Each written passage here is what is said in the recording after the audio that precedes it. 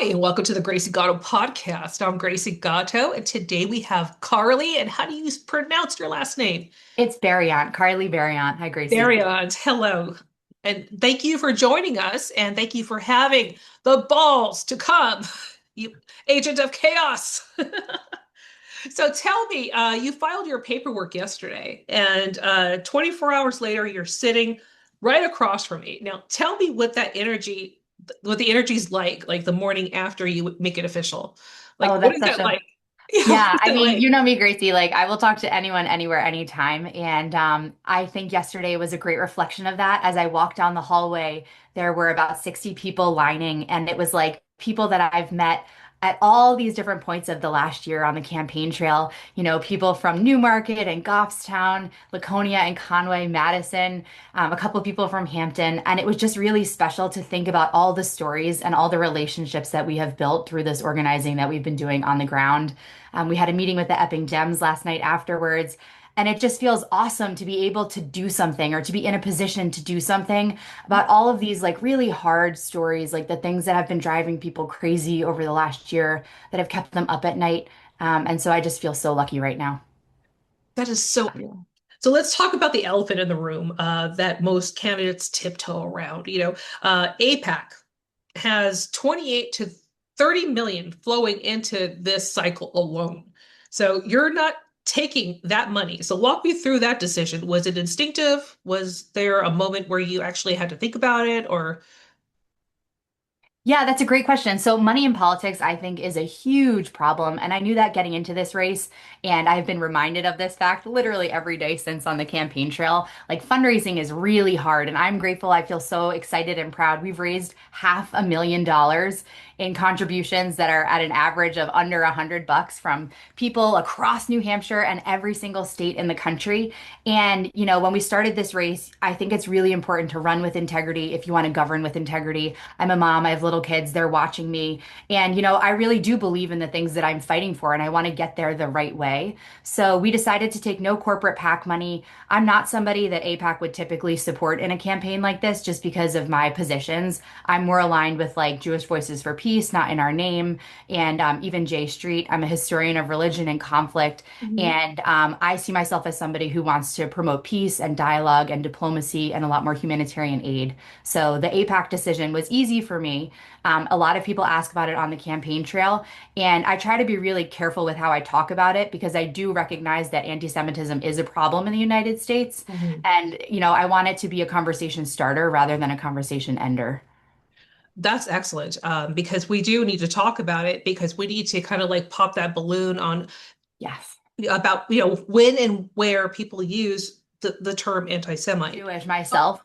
Oh, Yeah, so I'm from New Jersey, which, you know, gave me the opportunity to meet and grow up with people from a lot of different religious backgrounds. Like I had Jewish friends, Muslim friends, like Protestant friends, Catholic friends, people who were not from a religious tradition at all, like people who were Sikh and Hindu. And I just feel like so lucky to have had that heritage, and that exposure at like a really young, informative age in the public school system.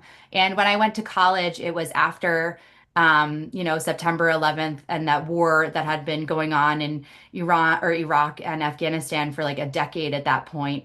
And I really wanted to understand better, like what I was hearing were the roots of these conflicts. So I studied Arabic and comparative politics of the Middle East and comparative religion oh, you're because I shot. was like, yeah, right, exactly. Yeah, exactly. It was great, you know. Marhaba, كيف الحال? You know, I'm terrible at Arabic to this day, but I studied it for a long time because I really do want to understand like the ways that people see the world around them. And the best way to do that is to like understand language and place. And so that's something that I really do bring with me on the campaign trail today, which is like the sense of understanding and curiosity and like this desire to get into people's worldviews and figure out where are you coming from? Why do you hold such strong beliefs? And is there a way for us to navigate or find common ground like through that? So your academic background is literally U.S. empire, militarism, Yeah. and the Pacific. So you've seen firsthand what it's like when a superpower decides a smaller population is acceptable collateral damage. Does that scholarship inform how you see Gaza? Oh gosh, yeah, like literally all day, every day. And like while I will say that Gaza is different for so many reasons than the Marshall Islands, just like historically and geopolitically, it really does help me think about one, like the use of American power and these narratives of American exceptionalism that so many of us take for granted. One of the things that I am always surprised by is the number of people who ask me, what do you mean the United States is an empire? And I say, look at the map. You know, this is something that is not necessarily like a judgment claim, although I do have very strong feelings about US imperialism and the way that it's been, co-created with US militarism and like the harm that's come to real people because of that. But like if you look at a map, right, after World War II, for example, the United States acquired a territory in the Pacific that was larger than the continental United States. And the United States tested nuclear weapons for 12 years in the Republic of the Marshall Islands. We exploded 67 nuclear weapons there on the land and the atmosphere and the water. And there were people who were affected by that, and their families continue to be affected by that fallout. And one of the things that I've spent the last 15 years of my life focusing on is the relationship between histories that are not commonly known or told or understood and policy, right? If more people knew this story of US nuclear weapons testing in the Marshall Islands, maybe that would color the way that we think about not nuclear policy today. Maybe that would change the way that we think about, war and conducting war if we were confronted with like the real physical and emotional and historical harms that have been done. And so it's something that I bring into my work and the way that I think about conflict and diplomacy. And it would absolutely be what I focus on in Congress. Yeah, we should get together and write a short documentary about the Marshall Islands. That'd Because be great. if it's not happening on video, it's not happening anywhere. Yeah. Yeah. There have been some like really amazing. There's this wonderful poet from the Marshall Islands, Kathy Jetnell Kitchener, and her mom is the president of the Marshall Islands, and she was the Secretary of Education or the Minister of Education when I was teaching there. But where is the And Marshall Islands? the Marshall Islands is halfway between Hawaii and Australia. It's spread out across like almost 1 million square miles of ocean, and it's like a constellation of islands and atolls in two parallel chains.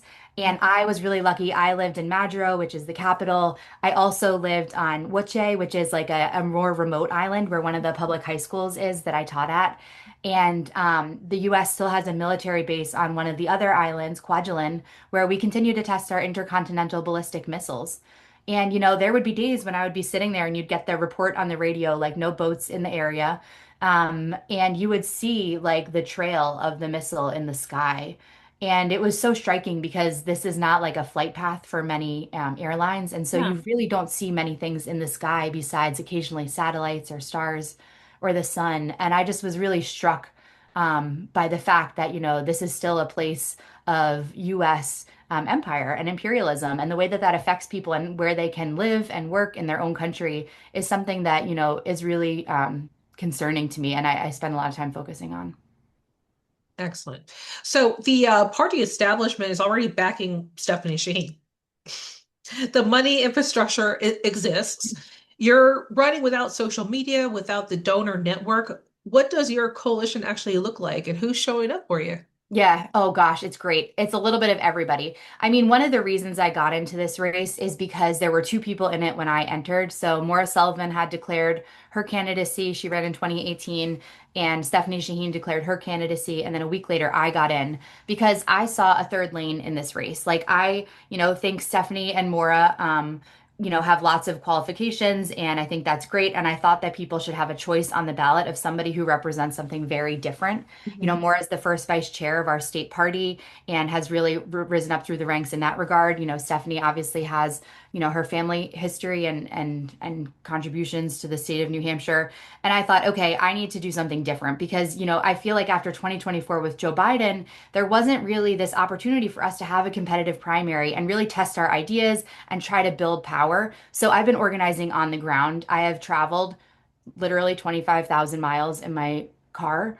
I Wow. hope it makes it through the next till What November. kind of car do But you have? it's like a 2018 Impreza. It's great.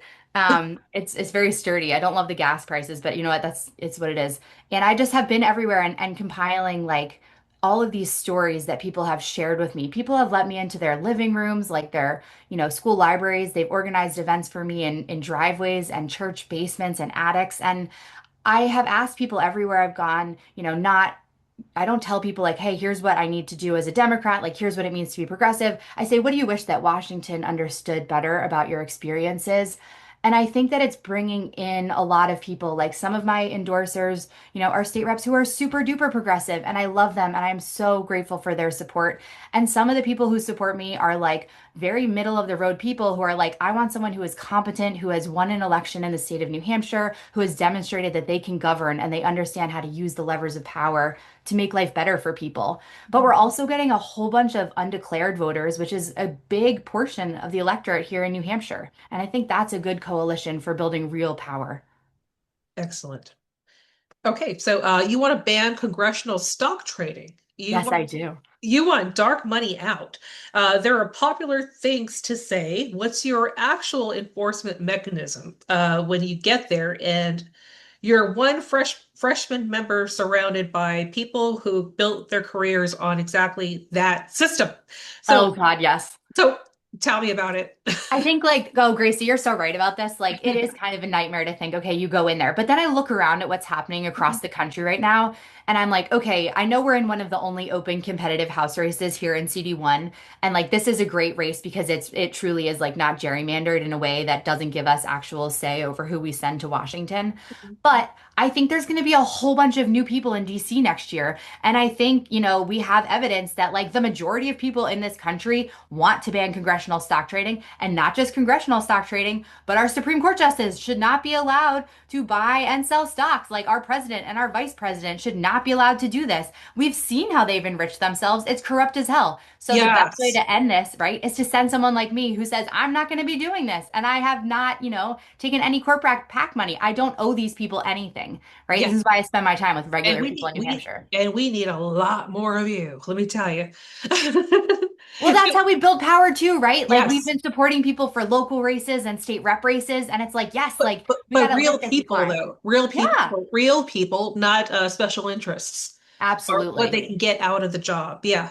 So Yeah. you said party insiders tried to push you out of this race. I have to ask how and what did that actually look like? Yeah, I mean, I would say that's like one way to put it, right? Like they definitely wanted me to run for governor, and I got a lot of phone calls from a lot of different people saying, we associate you with like good governance and like kind of the boring like day-to-day policy, like keeping the trash trucks running, making sure the firefighters have their PPE, like all the things that are not particularly glamorous, but are so important that we care so much about.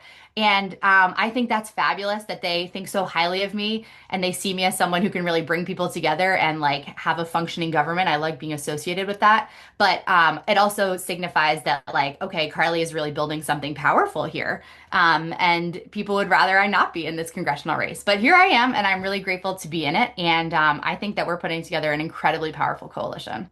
Awesome.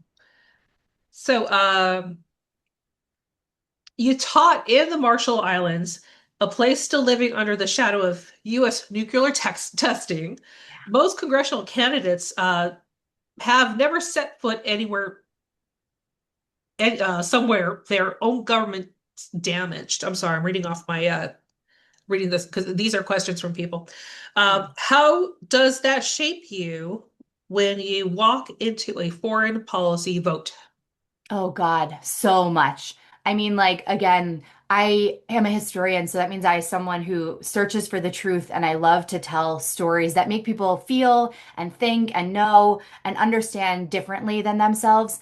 And like these stories of the Marshall Islands are so powerful and they're so important, not just because of the nuclear legacy, which is something that I hope to continue to address in DC, but also, it's the climate change. So the Marshall Islands at the highest point is like 10 feet above sea level. And I remember when I was teaching there, like in 2010, we were talking one day, and my students, anywhere in the Marshall Islands, you can like see or hear the ocean or the lagoon. It's a very narrow, most places are very narrow. And my students, after we had talked a little bit about climate change, said to me, like, at night now, I can't sleep because I hear the waves and I feel like they're coming to get me. And like there are certain things that you hear from kids that you just can't forget and that stick with you and that like deeply color the way that you think about what you're fighting for. Yeah. And so like in DC, I think of myself as someone who is always fighting for people and not against things. And like being in the Marshall Islands and being able to like learn from so many people who are so resilient and who have been fighting this really good fight for decades and decades to be able to return home, to have the US clean up like the nuclear radiation, to get healthcare access. Those are the kinds of things that I want to continue fighting for. And I think that they're what we really need right now. So your mom, Yeah. you're on the select board, Yes. you're teaching at Harvard, I you're left running, my job at Harvard. Yes. oh, I you left left. my job at Harvard. Yeah, I left at Harvard to run for Okay, and Congress. you're running for Congress and Yes. you're doing it without social media. Everyone else is optimizing their algorithms. What are you optimizing for? I'm optimizing for people, like real people. I think that social media can be great and it can be fun and it can be scary. And right now it's being weaponized and a lot of people are being harmed by it. We've seen, Meta held liable for the harms that it's doing to our kids and the way they think about themselves and their relationships with their peers. And it prioritizes outrage. And I think that, being able to spend time talking to people, listen to people on the ground really is how you organize to build power. And it's what we need right now. Democracy that people can taste and like touch and feel, and not like these direct to cameras, because they just feel kind of one-sided. And I just feel as someone who was always on the other side of those that like I wasn't being heard. And I think people really need to be heard and organized right now so that we can actually build power and make change. Excellent. So here's the closing question. More of the same won't fix this. That's your slogan. So tell me, what does different actually look like on day one? Not the speech, not the press release. What's the first real thing you'll do? I think the difference is like even before day one, the kinds of people that you surround yourself with as you build power. Yeah. So like the kinds of people you listen to and for example, like nothing about workers without workers. Like when I talk about labor, like I'm talking to union workers, like I'm talking to people who are unionizing. And like, that's where I get the ideas from, those types of conversations. And so that means like filling out your staff with people, that you have grown to respect, people who can give you clear feedback, people who you don't always agree with, and surrounding yourself with people who can really set you up for success down in Washington and who understand and can deliver like really good constituent services here in New Hampshire. What I like about you is that you can see the fire inside of you. You're like, you're ready to go. You're ready to, get me in there, get me in there. Yeah, right. Yeah, like what is that spark? Like what makes you just so fiery and just Oh God, that's such a great. It's the combination of rage and compassion. They play so well together. yes, they do. I can agree with that. Awesome. So when is your next fundraising? Oh gosh, we always have everything. So if you go to my website, carleighberiont.com, one of the benefits of not using social media is that everything's in one place. And so there's a really big, very extensive list of events. So this afternoon, for example, we're going to be in Somersworth. Tomorrow, we're going to be in Wakefield with the Moose Mountain Dems. And we've done over 200 events, all free and open to the public across the district. And we have about 100 more to go in the last 90 days. And so I really hope that people, take the opportunity to come find me. Send me an email if you can't make it in person. And I would love to hear your story and how I can better represent you in DC. Now, I have to ask you a question Yeah. about your husband because he Yeah, seems to be the biggest Carleigh fan in the world. he is. He's so great. Yeah, we went to high school together, and Oh, that's so yeah, we went to sweet. high school together, and he went to Dartmouth, so that was like the way that we got first introduced to New Hampshire, and just knew we wanted to set down roots here and have our family in this kind of place where like democracy is up close and personal, and like our kids would be around, people who think differently than them. It's a politically dynamic state, Yeah. and it's just the best place in the world. I feel so lucky to be here. But yeah, he's my high school sweetheart. And I love him so much. Oh, I could tell he loves you too because we Yeah, had I could not we run had for Congress conversations without about him. you. Yeah. I mean, when I told him I was going to run for Congress, like we were just, folding laundry one night and I saw a news story and I was like, that's it, I'm running for Congress.